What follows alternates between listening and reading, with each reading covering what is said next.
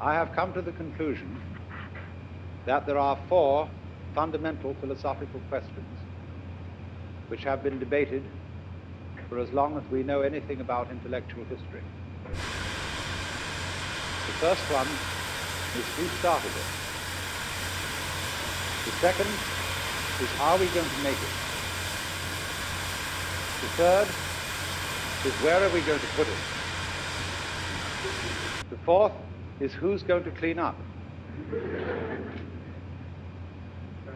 But when you consider all of these together, they prompt a fifth question, which is perhaps more fundamental than all of these.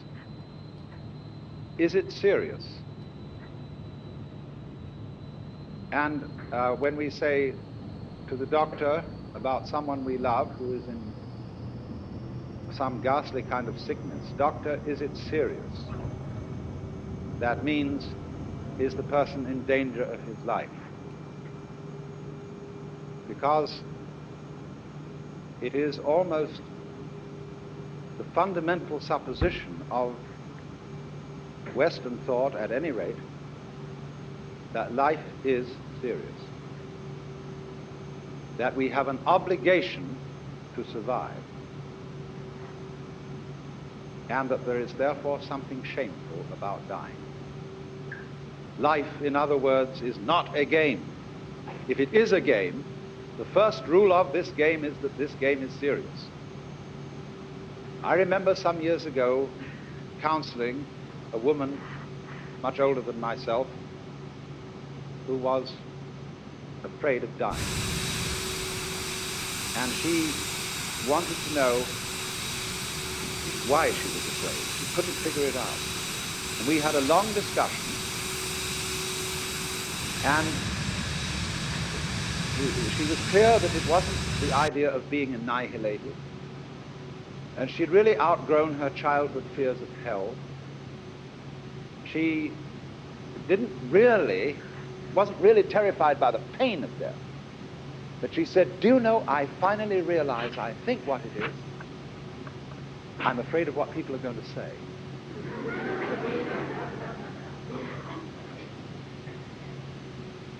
They're going to say at the funeral, I could see them all there. Poor old Gert, she couldn't make it.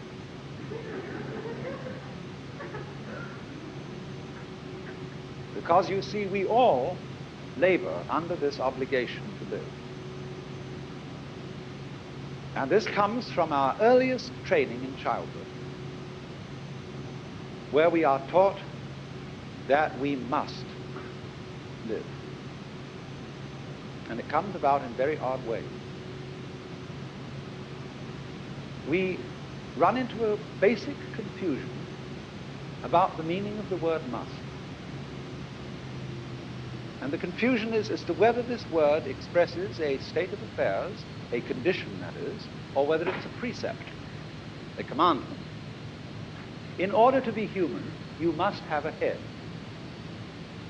That's obviously not a precept. Nobody ever attempted to have a head. But when a mother says to a child, darling, you must go to sleep, it's for your health, this is taken by the child as a command. And so the child tries to go to sleep, which is an infallible method of staying wide awake. So likewise, you must have a bowel movement every morning after breakfast. This too is taken as a commandment, instead of simply a condition of being healthy. The worst one of all is the commandment, you must love me.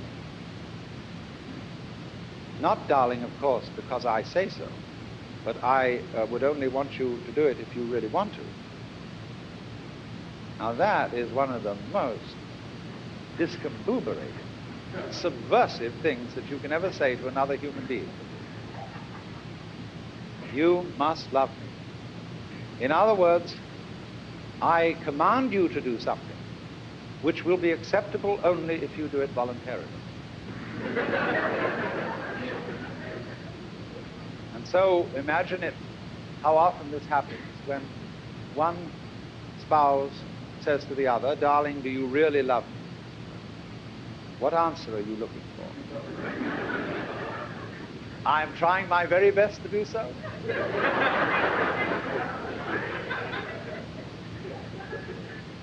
Oh, dear me, no. You want the spouse to say, darling, I can't help loving you. I love you so much I could eat you. I'm out of my mind about you. In other words, you want them to express a state of affairs which is, as a matter of fact, anything but voluntary. You want the person who loves you to say that they love you in the same way as they exist. They didn't ask to exist, they can't help it, and there it is, for better or for worse. And that is one of the basic paradoxes in which we all get tied up, and it's called, christened by the ethnologist Gregory Bateson, the double bind. And we're always being tied up in this thing. And I gave you one right at the beginning when I started speaking. The first rule of this game is that it's not a game. The supposition of this drama is that it's not a play. Of course, every great actor will try to put that over on you. You know that here stands the proscenium arch when there's a performance going on, and that what happens on the stage is in jest, is in play. It isn't somehow real. And yet the actor is going to use all the skill that he has to convince you that what's going on the stage is real life. He wants you on the edge of your seats with anxiety. He wants you crying. He wants you laughing, because he's taken you in completely. Now, the Hindu theory of the cosmos is precisely this, that the universe is a play, a dramatic act, which they call lila, whence our word lilt. Lila means play or sport, and the universe is looked upon as the playfulness of the Godhead, who is playing a game of hide and seek with himself. And that every so often he pretends that he's not himself and that he's all of us, not only the human beings, but the animal beings, the angelical beings, the diabolical beings, the vegetable beings, the mineral beings, every kind of being that there is. He hides from himself in these forms. And then after 4,320,000 years, which is the basic reckoning unit of the ingoings and the outgoings of the cosmic game, the Supreme Self, the witch than which there is no witcher, wakes up and discovers who he is after all. And that's great. What a relief. Because in the end, the thing becomes a nightmare. It becomes a tragedy. And the universe finally blows up in the awful awful, just as it does for each of us individually when we die. But there, behind the great show, is the actor. And this idea is, of course, fundamental to all the conventions of the stage, because the whole notion of the stage, of the drama, is that the actor comes out not as himself, but as a persona. And the word persona in Latin means that through which the sound passes, and refers specifically to the mask worn by actors in classical drama, a mask with a mouth shaped in the form of a megaphone so that it would project the sound in an open-air theater. And so at the beginning of a play, the dramatis personae is the list of masks that are to be worn by the actors. And by a curious inversion of the meaning of words, the word person has come to mean not the mask, but the real thing. Harry Emerson Fosdick wrote a book called How to Be a Real Person. That is in correctly styled, How to Be a Real Fake. In other words, how to be a good actor. But it disquiets us, doesn't it? The idea that the whole world might be a big act. We're also in social life a bit disquieted when we get into the company of stage people in showbiz. because we are not sure whether in real life they're still active. Who are you? That's the great question. One of the most magnificent Indian sages of modern times, Sri Ramana, always faced people with this question. When people came to him and said, "Oh Master, who was I in my past incarnation? Will I be reincarnated again?" etc., etc., he always used to say, "Who is it that asks? Who are you?" And he asked this question. I've got a photograph of this man. I never met him, but I know lots of people who did. And he has a funny look in his eye, a curious twinkle.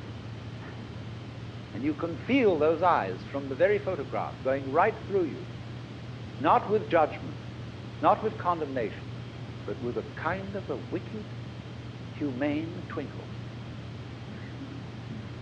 In other words, it says, "Listen, buddy, don't fool me. I know who you are."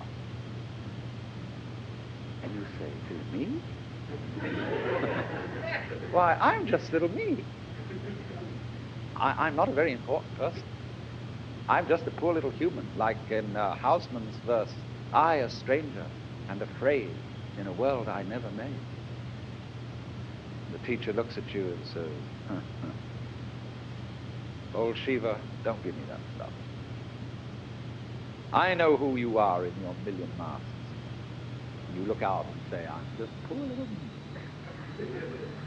That's the technique, you see, of the awakeners, the people who in the Hindu world are called gurus, the so-called spiritual teachers who kid us out of our egocentricity.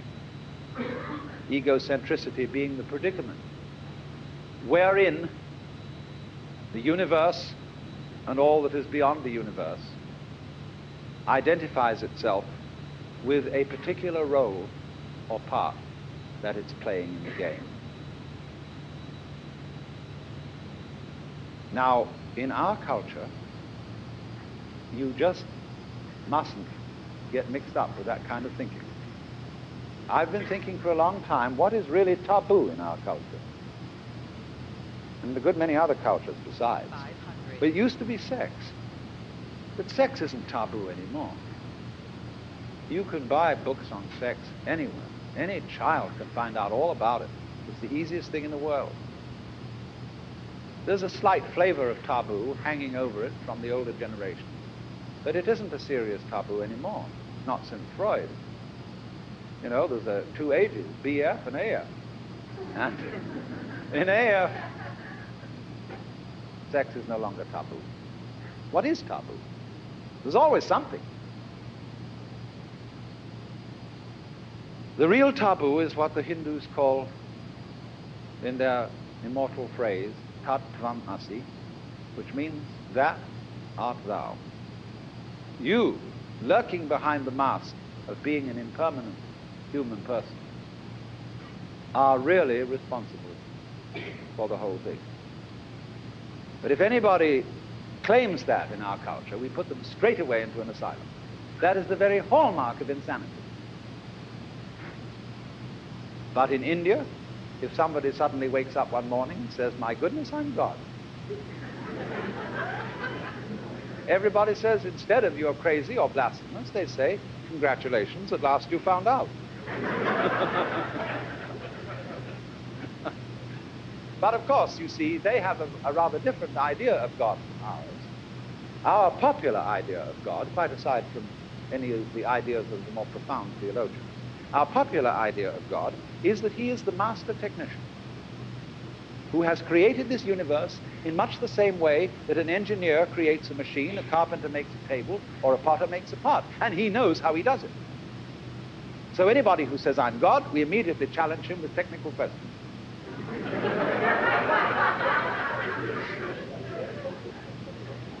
If you are God, how did you create the universe in 6 days? All sorts of questions like that. But you see, the Hindu's God does not need to know in words how he does what he does in exactly the same way that you don't know how you grow your hair. You just do it.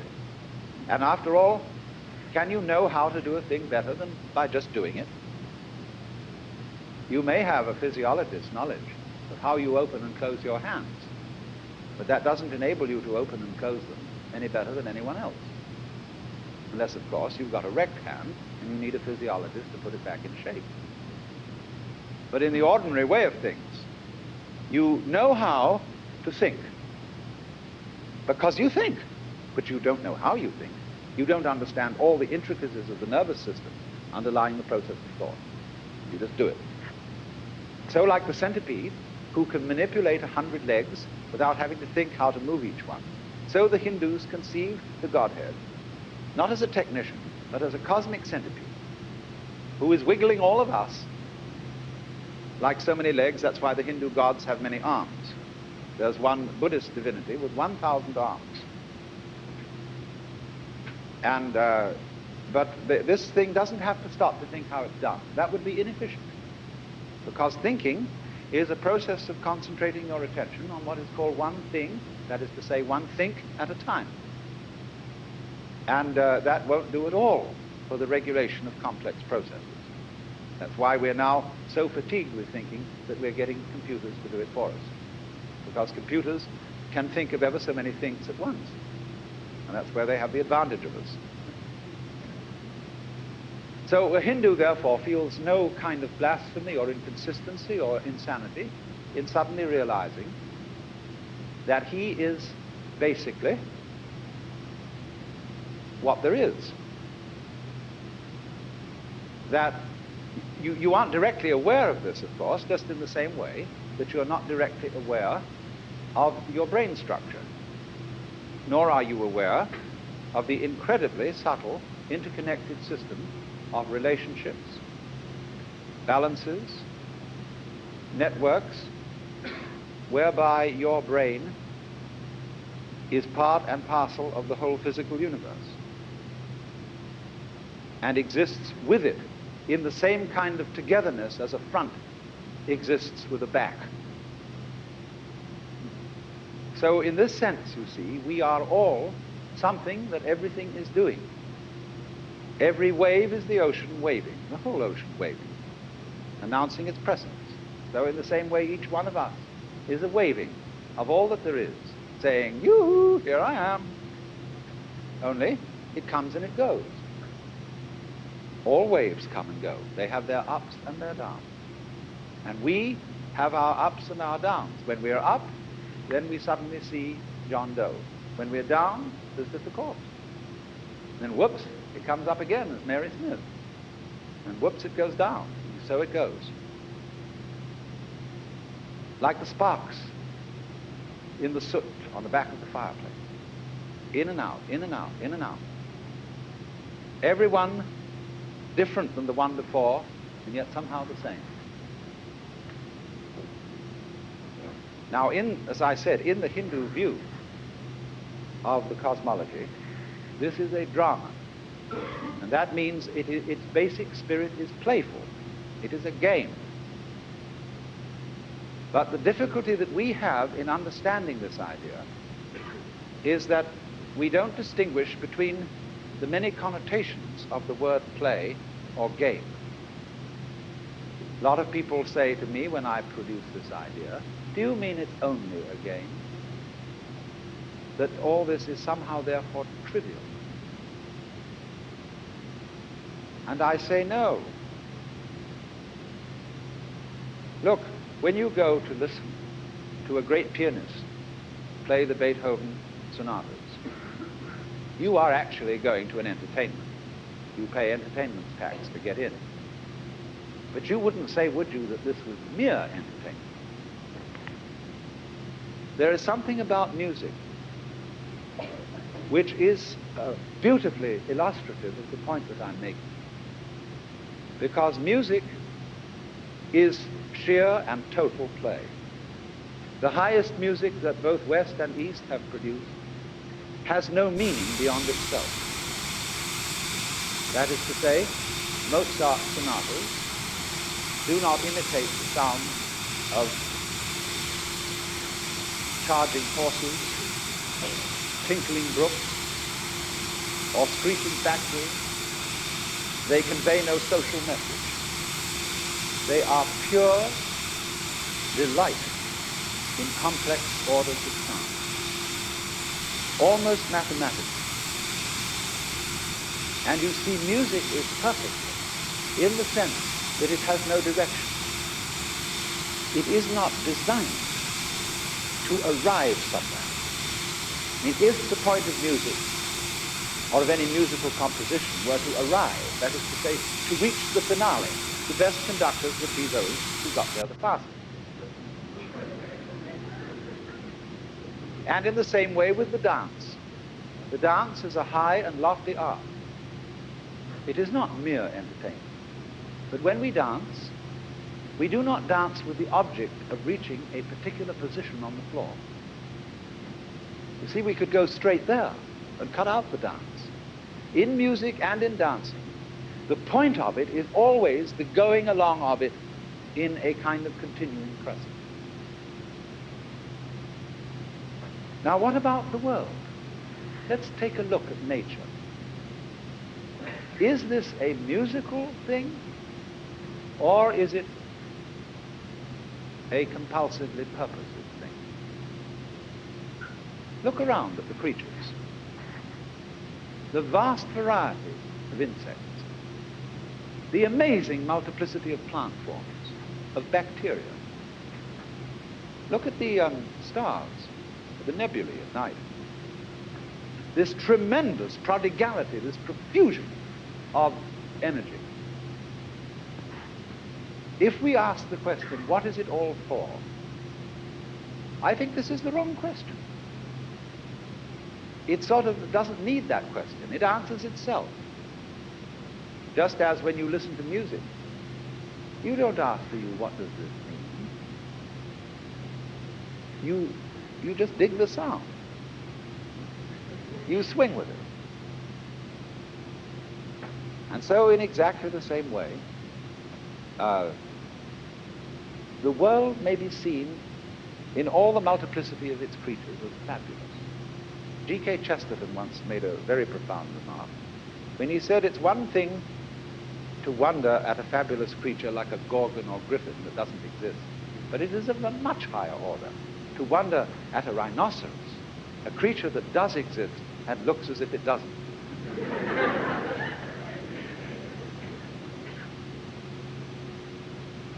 Now you see, there are people with engineering mentalities. I don't want to insult any engineers present in the audience, but what I will call a certain kind of engineering mentality that has an explanation for everything.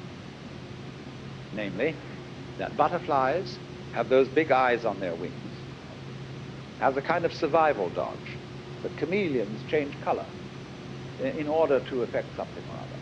Or they have another way around of putting this same point, which is that because certain butterflies had eyes on their wings, they frightened the birds more than other kinds of butterflies and therefore survived. Everything, in other words, is nature is approached from the standpoint of an efficiency expert. And the idea is that there is an instinct to survive. This is the same old compulsion I was talking about. You must go on surviving. But actually, things don't live in order to survive, because surviving and living are the same thing. You survive until you don't. And that's that. It seems to me altogether more rational to look upon this amazing profusion of existence as poetic and musical, and therefore as playful. But in order to be a good play, it has to have an element and a subordinate element of seriousness in it. That is to say, we can't have a good stage play without introducing a villain. And the villain has to be convincingly played. There has to be a real big act, and everybody gets afraid of that villain. That's absolutely essential. So in the same way, there has to seem about life an element, a very convincing element indeed, of the ultimately tragic. Only the big question is it so? Put it in another way, Is the universe a system in which there can occur an irretrievable mistake, as indeed the Christians have conceived in the idea of eternal damnation? That is one of the most extraordinary ideas ever hatched out of the brain of man, that there might be the possibility of things going wrong forever and ever and ever.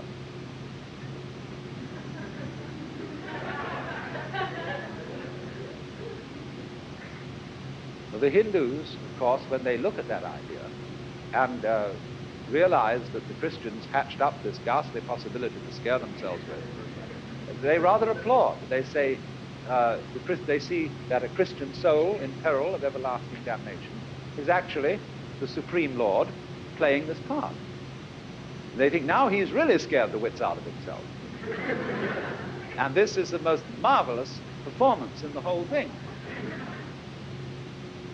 In this brief life of 80 years and 10, you have set before you the choice. Once to every man and nation comes the moment to decide, and the strife twixt truth and falsehood for the good or evil side. Then it is the brave man chooses, while the coward snaps aside. Ugh, he hasn't made that choice, and you don't know how to make it. The suspense of that is a great dramatic moment. But the Hindu has that funny look, which says, ah.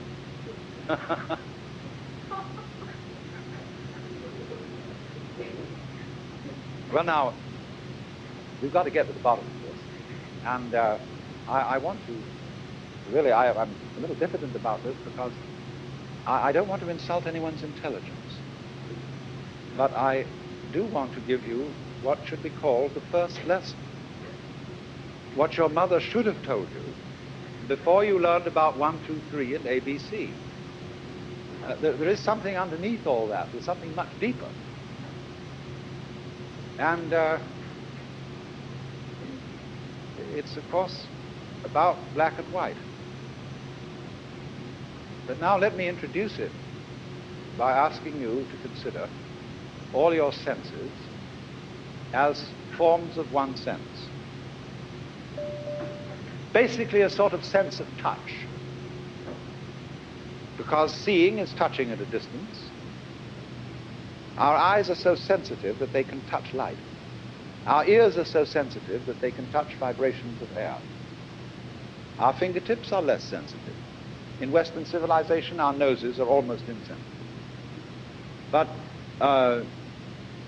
these are all forms of response to touch, whether they be rather solid things like tables and rocks, or whether they be very subtle things like tiny particles in the air or light waves. So when your senses are touched, they go off and on. Either there's something there or there isn't. Now when you consider, for example, the phenomenon of sound, there isn't actually such a thing as pure sound.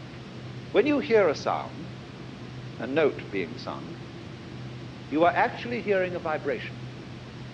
You are hearing sound silence, oscillating. Because it is the alternation of sound and silence that impresses us. This is so with almost all contacts. If you have a delightful girl sitting next to you, and you want to make your presence known to her, and you put your hand on her knee, and you leave it there, she will cease to notice it. But if you gently pat her on the knee, she'll know you're still there. Because you come and you go. Now you see it, now you don't. So all physical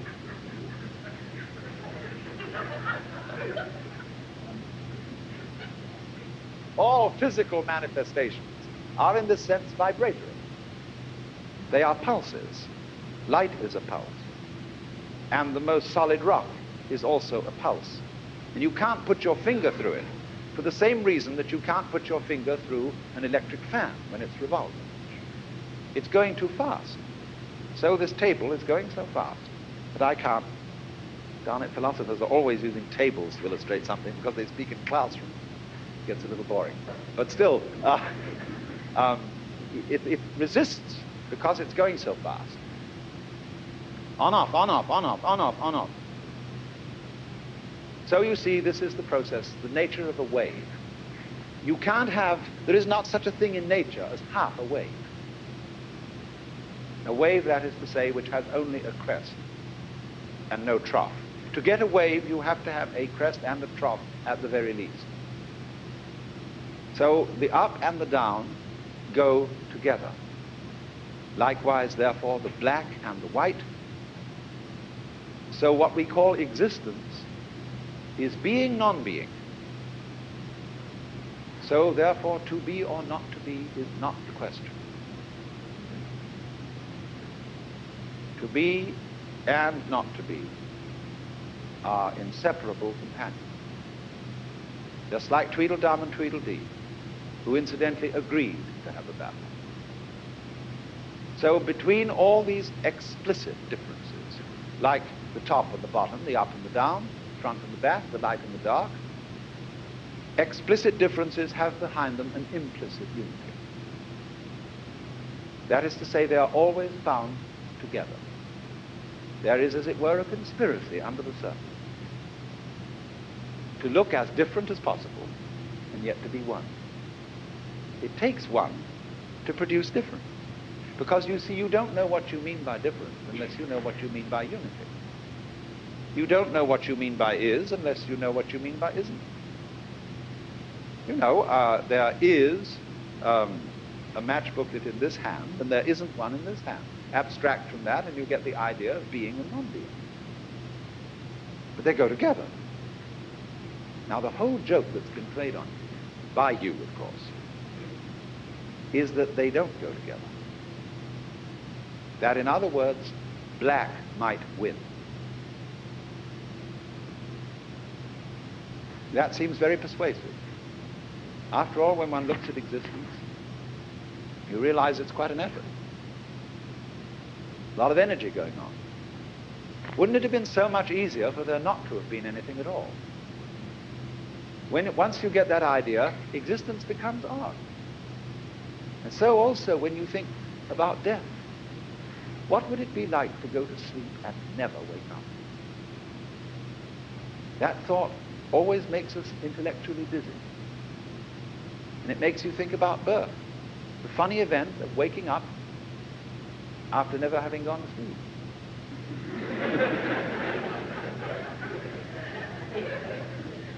There's something distinctly spooky about that.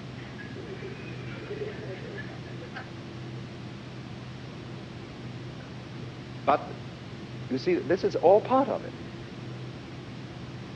That the black side has to be real, genuine black, so that the white side can be real, genuine white. And it must always seem as if whenever black turns up, and that's going to be the end. And this is the conspiracy. So when you've got the game, uh-oh, black might win, you have to play the next game, which is, uh-oh, white must win. And so we start it all out, the battle between the sides. And from this battle come all the complexities of human culture, just out of black and white. Look how complicated we can make them. The game of heads and tails is one of the very simplest forms. Will it be heads? Will it be tails? That gets boring. We make it more complicated. We make them into dice. We make them into checkers. More complicated still, chess. That's all based on black and white. But how elegant. Even color emerges finally from black and white. Analyze our composite structure down to its final terms, and we seem to turn up to be something like a newspaper photograph. You know, black and white dots. But stand away from them, and they seem to be light and shadow. Pull up. The pointillist painters saw this. That we are all this buzzing little on-off, yes, no, yes, no, yes, no, yes, no, yes, no, yes, no, yes, no. Every neuron is either firing or not firing. Yes, no, yes, no, yes, no. And out of this multiplicity of yes and no comes, look at this thing. But it all depends on this little joke, see, that we forget somehow that yes and no go together. A person who understands that, you see, is a sort of initiate. He's been let in behind the scenes. He's what you would call a person who's very far in. There are a lot of most of us are very far out. Actually, like the person you might call a square is the most far out person there is, because he really believes that black might win, that white must win. He's completely bamboozled. He's altogether forgotten the secret. So he's way, way out, lost as lost can get. But how brave, how magnificent. But so that he doesn't go off his head altogether, there are always in society some far-in people. And they're what are called the esoteric people as compared with the exoteric people. And the far-in people are rather cagey. They don't give the show away too easily. Now you might say, you're not being very far in. You're explaining to us what the joke is. And you really shouldn't do that, because if we knew that it was all right and that the whole thing was a joke, what would happen to our incentives? Now I feel I can say all this quite safely, because very few people will believe it.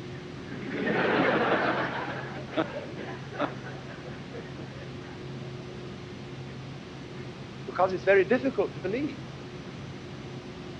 The other position, that black might win, is marvelously persuasive.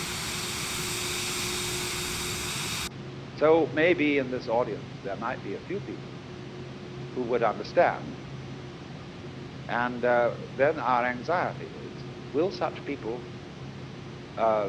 stop the show? Will they suddenly become inert, be enemies of progress, or become frankly immoral because, you know, you want to obliterate someone, and after all they're not serious, they're just a mask of God, which is the same as you are. You can push them out of the way, it doesn't matter. Will they get like that?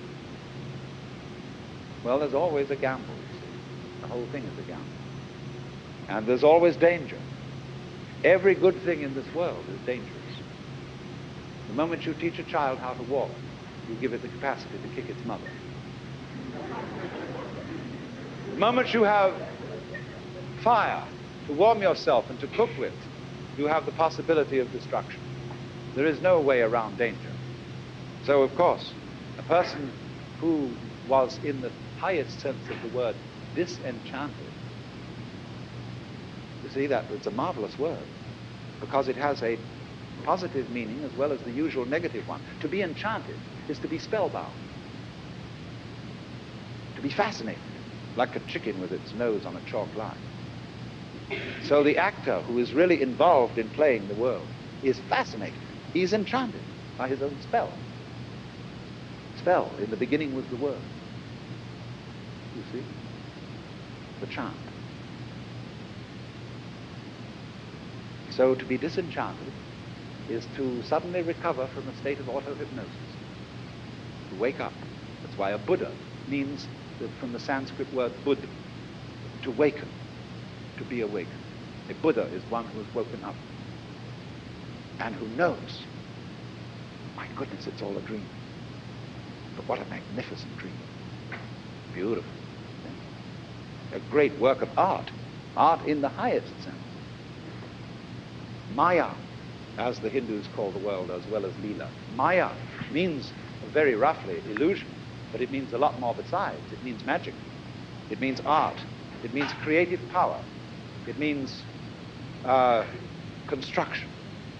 From a root word, mater, to lay down the foundations of a building. Hence our word, meter. Measure, metric. And also matter. Does it matter? Mean does it put on a good show? Does it amount to something? Is it a convincing illusion? Illusion, likewise, connected with the Latin ludere, to play. But you see, we have a culture in which words like play, illusion, and so on have a bad connotation. We don't want to get with an illusion. And we want in the end to know, I wonder if we really do want this, that at least God is serious.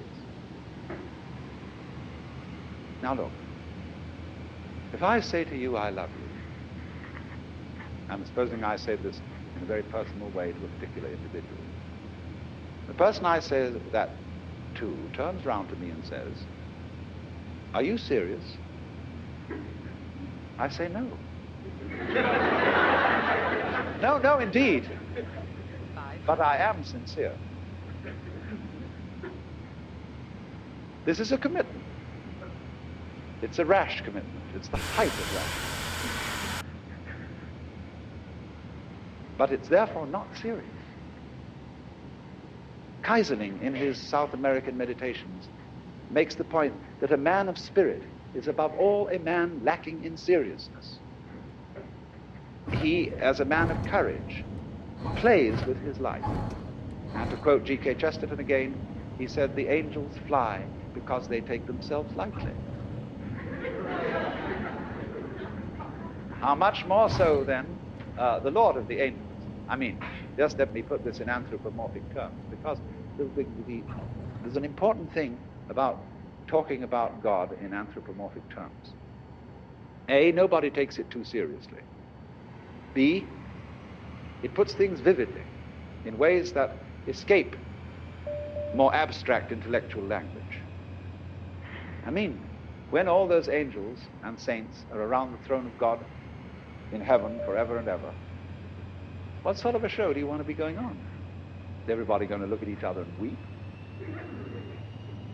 Are they going to stare into the eye of the Lord and say,